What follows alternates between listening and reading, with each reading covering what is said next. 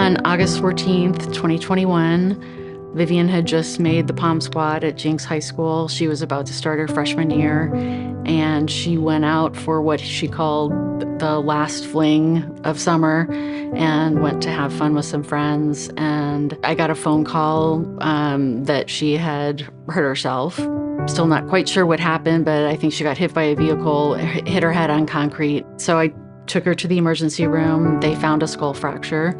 She was walking and talking. At the hospital, they said she had a mild concussion. So she was there for 3 days. I mean, they were getting ready to discharge, but she started having seizures. And then at that time, they had to do emergency surgery, put a bolt in her head, and then had to do a craniectomy to relieve the pressure. The pressure had built up so much. We went from a mild concussion to she was fighting for her life.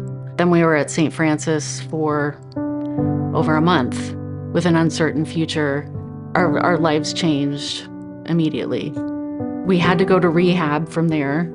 There were no options in Tulsa. So we had to pick a facility either out of state or in Oklahoma City. We went to Oklahoma City because Katie was a senior in high school, and I didn't want to miss her senior year of high school. So we stayed here. Vivenne was at Bethany Children's Center from the end of September until November 30th. And then we decided that she still needed additional rehab days. So from there, we went to Shirley Ryan Ability Lab in Chicago. We missed all of Katie's senior year of high school. I think I was about 1 week into my senior year when Vivenne had her accident. Her friends and my friends would hang out sometimes, so I didn't really know what was happening. It just seemed like she had a concussion or something, so they called me and I called my mom, and then I just kind of went on, like, with my night. I had no idea that anything serious had happened. My parents chose not to tell me what was happening to Vivenne until a little less than a week after her accident. I had to go back to school the next day and try and process all these emotions and keep going to school and try and keep my grades up and do college applications. I remember I wrote my college essay about Vivenne. It was just really, really shocking to me for a long time. I would have loved to not have been so distant throughout the first few years of my sister's accident. Our insurance company has told us it's time to look for an adult facility. Well, we still need to go out of state. It would be great to be able to stay in state so we don't have to separate from friends and family again. Coming home, about right around the corner from my house, and some guy, as I was driving a Vespa, I like to call it a motorcycle, but clearly it was a Vespa, and a guy waves me on his lawn, and I go on his lawn. I'm only going about 18 miles an hour, and I went over a grass pothole you couldn't see. I go up in the air head first from the grass, but I land head first in the street. The famous thing is always, did you have a helmet on? If I did, I wouldn't be here today. This girl that was following me behind the car, her and her boyfriend pulled over, and she is a doctor's daughter. And she comes running over, and the cop gentleman knew my name. He was, leave him alone. And she goes, no, I'm not going to leave him alone. She goes, I know how to do CPR. And she did chest compressions on me and brought me back because they thought I was gone. They take me right to the hospital, and they do amazing things to me. And I was in there for 3 months. And then I went down to Dallas, and I did studies and everything. And to this day, I'm still healing, but I've healed so much. My healing's not done.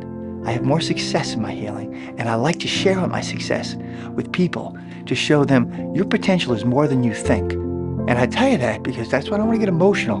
But you're walking away injured, want to get better, feeling you get better, but then you kind of walk off into the sunshine of happiness, but alone.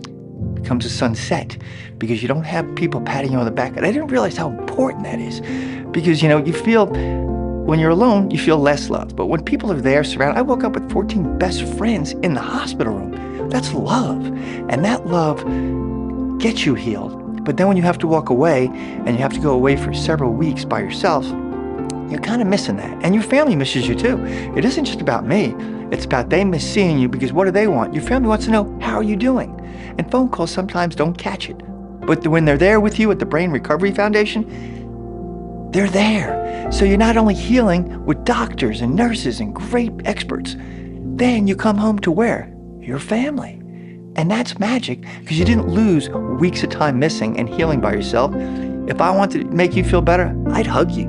And the Brain Recovery Foundation is the biggest healing hug I could ever want in my life. We are Teresa and Cody Forehand, and we are from Tulsa, Oklahoma. And in February of 2022, our lives changed forever when Cody was in a ski accident. I was here in Oklahoma, headed to a baby shower a couple hours from home, and he was on his annual ski trip with some friends. I had just called him, and he didn't answer. His friend he was with called me, and I figured, oh, his phone is dead.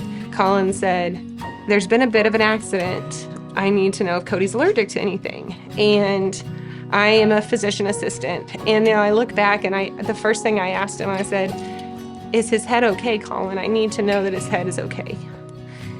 And he couldn't answer me. He said, I just need to know if he's allergic to something. 30 minutes later, ski patrol called me and let me know he had had a seizure. And he was being life flighted to the closest trauma center. And he was pretty much non-responsive. He had an amazing ER nurse who had called me while I was on the plane and let me know that he had made it to the ICU. And I didn't know what I was going to walk into. He spent a month in a trauma center in Denver, and then we transferred to a rehab facility that was also in Denver.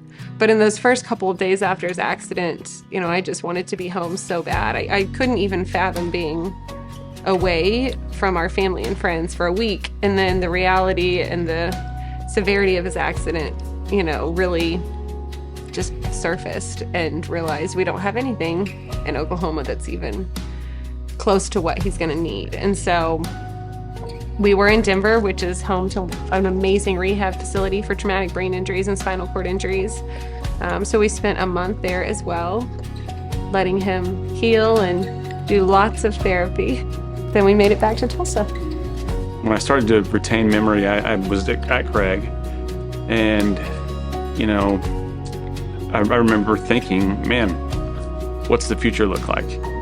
From a job standpoint, from a therapy standpoint, from a recovery standpoint.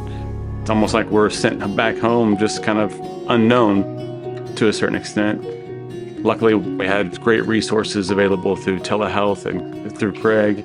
But that only goes, so far. If it wasn't for them and their thoroughness with me, I wouldn't be back at work. I wouldn't be where I am today.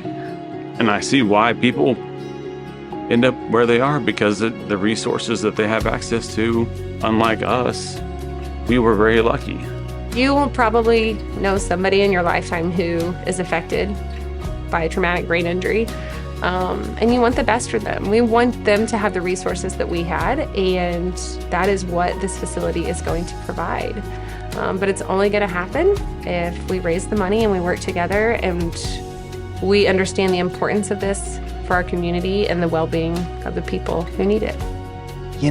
Everyone enjoys a tax write-off, but the real thing is you're donating to help people like me and to help people everywhere that's been injured. So everything you contribute touches our heart and heals our brains.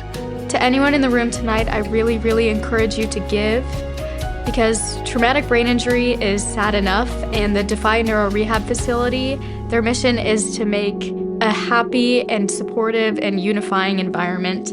And that would have been amazing for me and my family. And I'm just excited for families who are going to get to experience that.